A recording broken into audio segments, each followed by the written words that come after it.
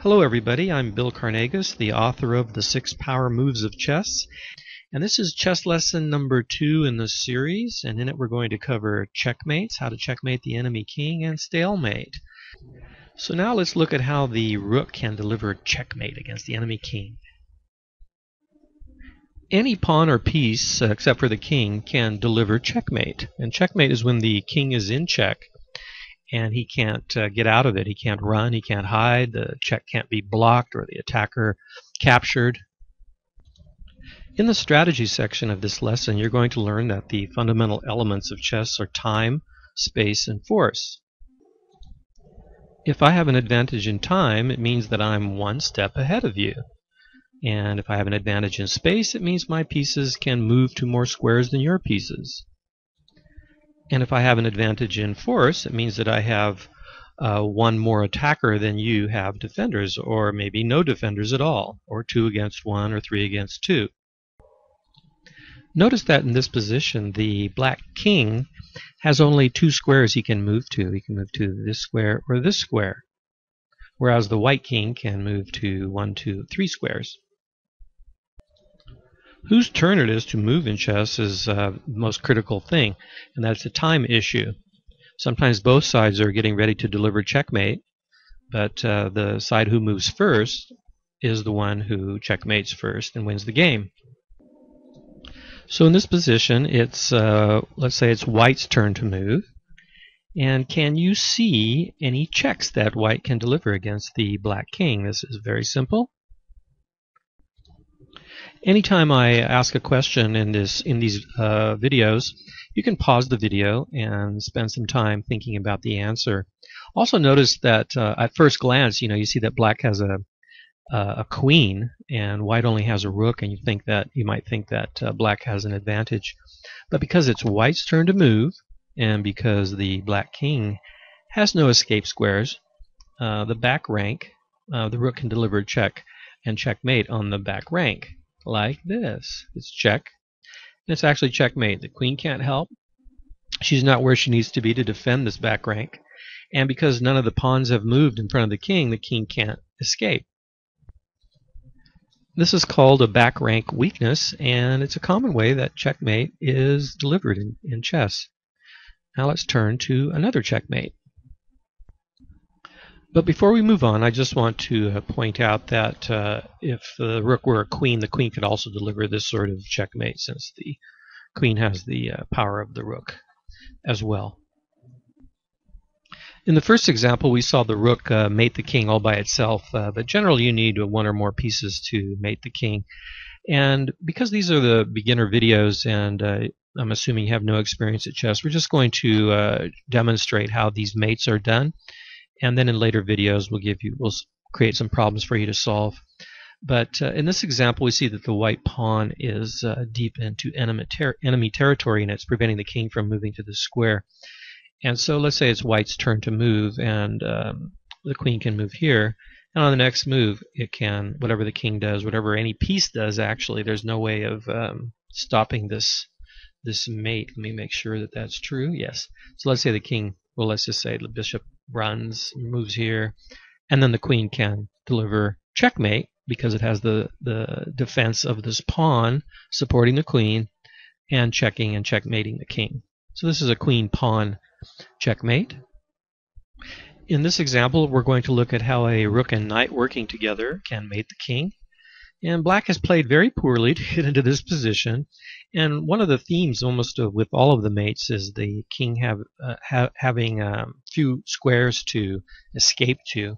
And again, let's say it's white's turn to move, and the rook can simply come down here and check the king, and it's actually checkmate since he can't run, and the rook can't be captured, can't be knocked off the board.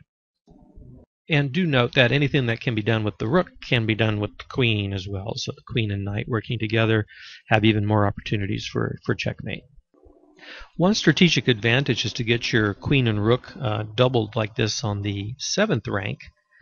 And you can do this also with 2 rooks, depending on how many escape squares the king has. But in this example, let's say it's white's turn to move, and he can check the king here. And the king runs, and then the queen captures this pawn, and it's checkmate. And this could be done with the rook if there was another piece blocking the escape path of the king. So far we've looked at the queen and pawn working together, mating the king, the queen and rook, and the queen and knight. So now let's look at the queen and bishop working together. They have formed a battery again, working together like this. And if it's white's turn to move, the queen can simply come here, capture this pawn.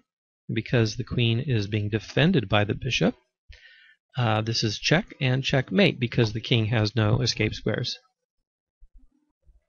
In this example, we're going to see how the rook and bishop mate the king. So notice that the black bishop is defending or protecting or attacking all of these white squares here.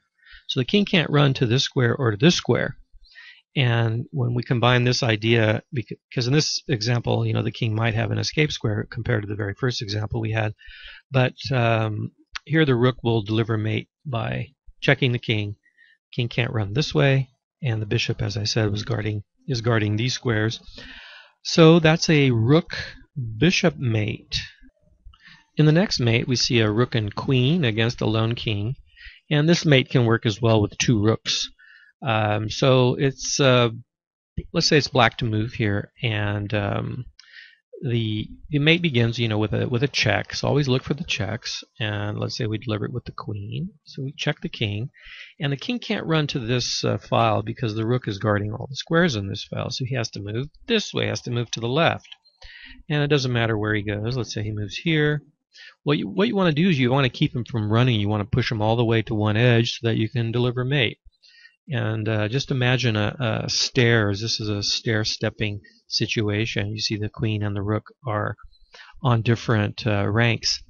So now the king is in check, and again he can't move to the right, so he has to go to the left. Doesn't matter which way. And then the queen delivers another check. Again, the king can't move to the right, so he has to go to the left. Let's say he gets closer to the king. And now the last move is checkmate. And the king has no escape squares, so it's mate. You should practice this one by placing the king, the rook, and the queen in different places on the board and see how quickly you can mate the king. Now we're going to look at how the king and queen can mate the opposing king. And in the last example, we're going to look at how the rook and king can mate the king, which takes a few more steps. Neither of these are actually very simple, and you have to give it some thought even after you've played chess for a while. But the main thing you need to avoid is stalemate. And the rules say that the king can't move into check. Well, sometimes you can get your pieces positioned in such a way that the king has nowhere to move to, the opposing king, and that's stalemate because any move he makes would put him in check. And I'll show you an example of that after we show the mate here. So with that stalemate idea in mind, what we want to do is make sure that the black king has enough squares to run to before we deliver mate. So let's say it's white to move here, and so instead of bringing our queen here, the theme in most of the checkmates when they're in an open board is to push the king to one corner or the side of the board so that he has few escape squares. So let's move the queen here, and that allows the king to maneuver back here. And then we're going to march our king up, and you need to bring the king next to the queen so that it can defend the queen as it's delivering check and checkmate. So let's see how we go here. Okay, we'll just make some moves, march our king up. The black king really can't move onto this rank. Yeah, because the queen is defending all these squares. So then we just march our king up, and now it doesn't matter where the black king goes. Our queen and king will be able to work together and mate the king. So let's say it moves here, and that's checkmate. And if it chose the other square, that would also be checkmate this way. Now let me show you an example of stalemate. So the position we're starting the position the same as we did in the previous example with the king and queen. But instead we're going to move our pieces in the wrong places. And so let's say the queen comes here, and again it cuts the king off from moving to this file. But now the king has very few escape squares. Notice he can only run to this square because the queen is preventing the king from running here. That would be check. And the king can't run to any of these two squares. So our stalemate probability increases. So let's say we march our white king up to get next to the queen, and now it's up there. And now we make a big mistake, which happens in a lot of games.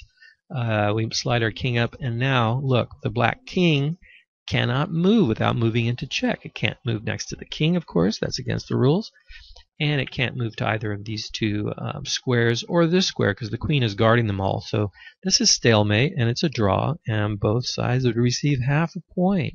Big disappointment for white. Now we're going to look at the king and rook mate against the lone enemy king. And again, the theme is to push the black king to the edge of the board, and then with the right timing, we'll deliver a checkmate with the rook. It's not quite the same as with the queen, where the king can defend the queen with the checkmate because the queen can stop a lot of squares. In this scenario, the rook is going to be a square away from the black king when it delivers checkmate. So let's say that black makes life easy for us and starts marching back to the back rank. We can force it there anyway by moving the king and queen together, but let's just look at an easy scenario here. So the rook marches up to keep the king from running to this rank, and let's say the king starts moving towards the rook, and now he goes all the way back. So we've got the king really now in the position for the setup, and he attacks the rook, and we just run away. And now the king starts marching towards the rook again because that's all he's got. And attacks, and now we defend it. Okay, now the king can't run to this square, so he can only go to this square, right? Because the rook's defending all of this, and so is the king. So the king moves over, and what we want to do is slowly keep him from coming back. Yeah, so we just move the rook here, and that forces him to the corner. Now we can move, actually, the rook again to keep him from coming this way. And now we can march our king over. Now he can come back, and now we slide the king over, and now we force him out further. Now notice, if we try to check him now, he can actually run, and he gets out. Yeah, so be careful about that. And now we do our little rook waiting move. We can move it over one or more squares, it doesn't matter. Now if the black king goes into the corner, if he makes it a little more difficult for us, then we have to move our king over, and now the king can only come back to this square. Now we can deliver checkmate here. The king can't run to any square. And if he makes it even easier for us, if he comes here, then we can just deliver checkmate immediately. It is possible to mate with two bishops and a king against a lone king, but in all the thousands of games I've played, I've never had to do that. And also it's possible with knight and bishop against lone king, and that's even more rare. And actually some masters don't even know how to deliver that mate. So now proceed to the lesson on basic opening strategic principles. Talk to you later.